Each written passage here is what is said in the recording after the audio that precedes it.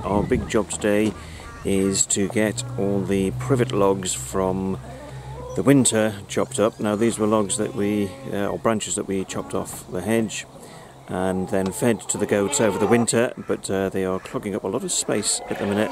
They need to be chopped up for use as firewood this coming winter. I've moved some of the logs outside to chop them here because I don't particularly want to be using the chainsaw whilst the goats are around. However, the chainsaw is not exactly being user-friendly today. I think it needs sharpening. The blades on it need sharpening, which is a bit frustrating given that one, I want to get this job done, and two, we only got the chainsaw in November or December. I think it was December because that was our Christmas present to ourselves. So we're going to be getting through this job much slower than we really want to. I had to pop down to Dunstan just for a few minutes, and of course on the way back it started raining, and it is still raining now, so I suspect any work with the chainsaw or chopping logs is going to have to be put up back to tomorrow. It's not just the humans who take shelter when the rain arrives, it's the goats as well. The goats actually hate the rain, so they're all here in the goat house.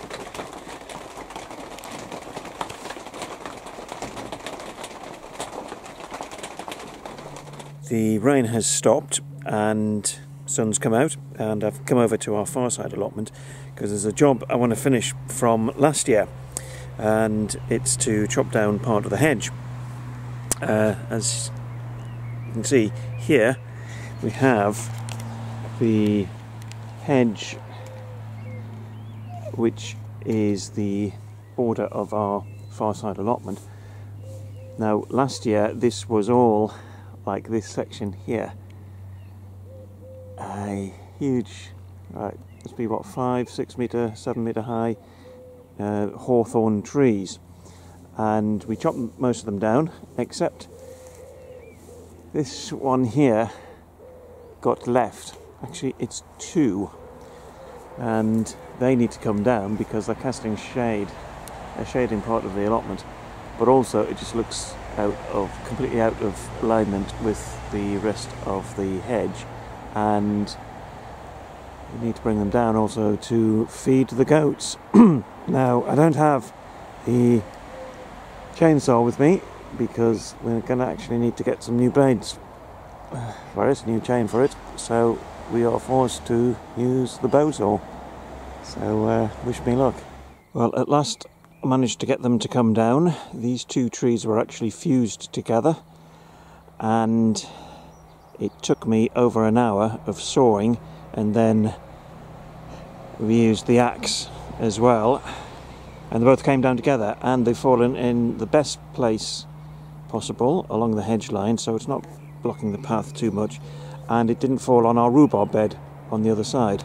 So I'm going to cut a few of the branches that we got here and give them to the goats, and there'll be enough for tomorrow morning for their feed as well.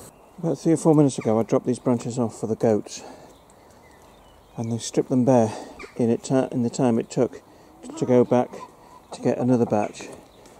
And this was the other batch that I brought them, so they've just started this now, so we'll see how far they've got in the time it takes me to walk across to the other side of the site and bring back the remaining branches. So in the space of about 5 minutes they've more or less stripped it bare, but they have another set over here which I expect to be finished within the next 5 minutes as well. Yum yum. So the branches are fed to the goats, so the goats will eat the leaves, the twigs and the bark, and then we chop up the branches and they're dried out, stacked up in the corner of the far side allotment, and they are then used as fuel in the from the autumn through to the spring when we have the heating on at home. But what we're also looking to do is to get a wood-fired stove and oven, and I've been searching the internet for useful hints as to what we need to be looking for. Haven't yet decided on a system, but we are looking at one that would allow us to have a wood-fired stove in the kitchen, which would be really useful.